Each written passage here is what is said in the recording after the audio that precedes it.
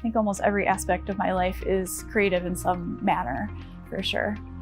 My work does like sort of straddle the art world and the design world.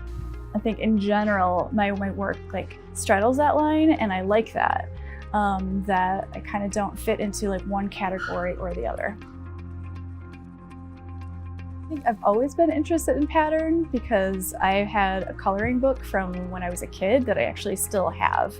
And I like colored in it, you know, exactly the same way that like I kind of organize and color things today in like a very like organized formulaic method, not sort of like haphazard. And I mean, as far as influences, like influenced by architects and artists all around me. I grew up in Chicago, and right before I left, I met a bunch of street artists, and I thought what they were doing was really, really cool. And I eventually, got to do that on my own one day. I instantly fell in love with it.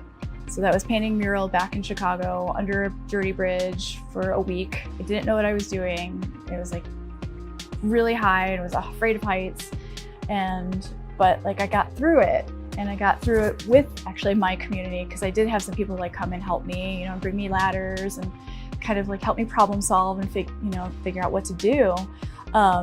And I just fell in love with it. I fell in love with like the actual work where I'm working outside and not in a studio, and I'm in this different environment that maybe normally I wouldn't be in. Generally with my work for on-site work, my work is influenced by the actual site. So the architecture of the site, the environment, the users of the site, like who is going to be using this location.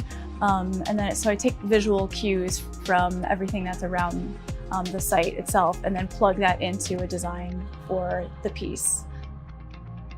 There are movements that are happening in Europe on the street, in the public realm, that I really identify with. There are these artists who are working in a more abstract, more form-based, more minimal manner than you're seeing in the States right now. And when I found them, I really felt like I found like my people.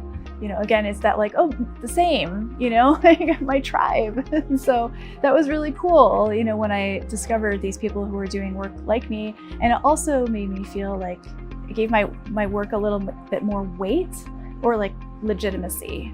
Because I think even though I just said that like sometimes it's nice to be sort of like on the outskirts of things, it's still nice to be a part of a community, right? Like to be a part of something.